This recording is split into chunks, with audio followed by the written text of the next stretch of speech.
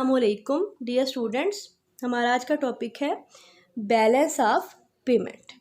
अच्छा जी, मैं balance of payment की एक बहुत सिंपल सी डेफिनेशन आपके साथ शेयर करूंगी।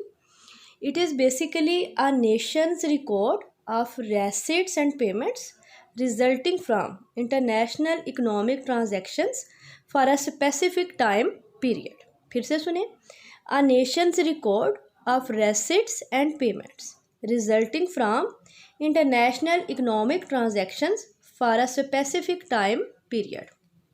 अब हम इसको इलेबोरेट करेंगे। बैलेंस ऑफ पेमेंट क्या है? Basically a nation's record of receipts and payments. किस चीज़ का रिकॉर्ड है? रेसिट्स एंड पेमेंट्स का। रेसिट्स हमें मिलती हैं एक्सपोर्ट से। एक्सपोर्ट्स क्या है? एक्सपोर्ट्स से मुराद वो गुड्स एंड सर्विसेज हैं जो कि हम फॉरेन कंट्रीज़ को सेल करते हैं और उनके बदले में हमारे कंट्री को फॉरेन एक्सचेंज मिलती है, यानी फॉरेन एक्सचेंज हमारे कंट्री में आती है, जिसको हम कहते हैं रेसिट्स। और इसी तरह से इंपोर्ट से मुराद वो गुड्स एंड सर्विसेज हैं जो कि हम फॉरेन कंट्रीज से ख़रीदते हैं, परचेज़ करते हैं, और उसके अगेंस्ट हमें फॉरेन करेंसी दूसरे कंट्रीज़ को पे करनी पड़ती है।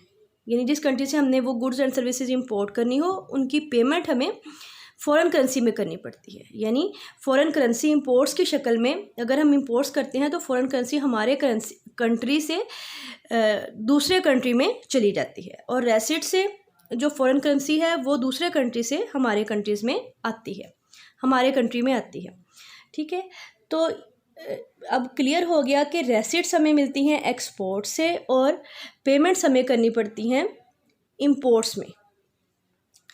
अच्छा, तो रेसिट्स एंड पेमेंट्स, और ये रिज़ल्ट किससे निकलती हैं? Resulting from international economic transactions, जो कि एक्सपोर्ट्स और इंपोर्ट्स की शक्ल में ही हैं। अब इंटरनेशनल इकोनॉमिक ट्रांजैक्शन से मुराद है transactions between the residents of one nation and residents of rest of the world.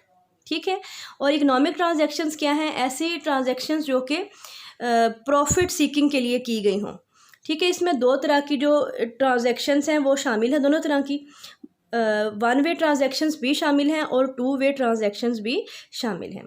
ठीक है, वन वे ट्रांजैक्शन से मुराद ऐसी ट्रांजैक्शंस हैं against which nothing is offered, यानी ये ऐसी ट्रांजैक्शंस हैं जिनके बदले में कोई ना हम गुड सेल करते हैं ना कोई हम सर्विस सेल करते हैं, ये हमें एड्स और गिफ्ट्स की सूरत में रिसीव होती है। यानी इनके ये फेवर्स होती हैं जो कि चाहे हम दूसरे नेशंस को करें या दूसरी नेशंस हमें करें, इनके बदले में ना हम किसी से लेते हैं और ना हम किसी को ऑफ़र करते हैं।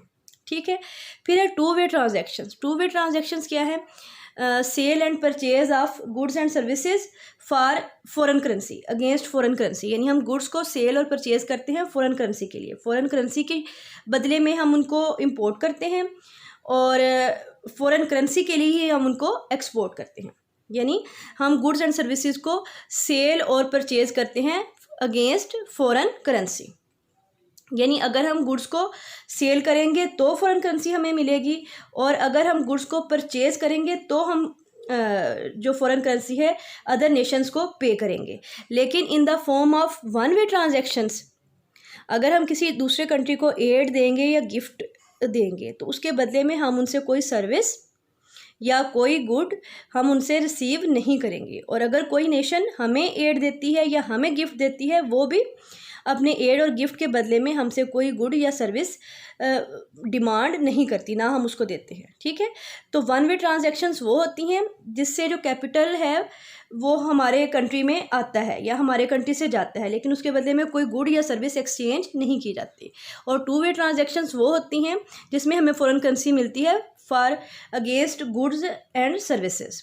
ठीक है, अब for a specific time period, अब बैलेंस ऑफ पेमेंट का रिकॉर्ड एक स्पेसिफिक टाइम पीरियड के लिए रखा जाता है। ये टाइम पीरियड क्वार्टरली भी हो सकता है और एनुअली भी हो सकता है, यानी सालाना भी हो सकता है और क्वार्टरली भी हो सकता है।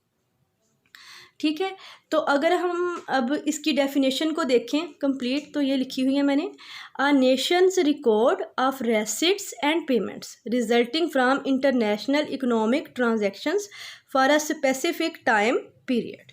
तो ये थी बैलेंस ऑफ पेमेंट की डेफिनेशन।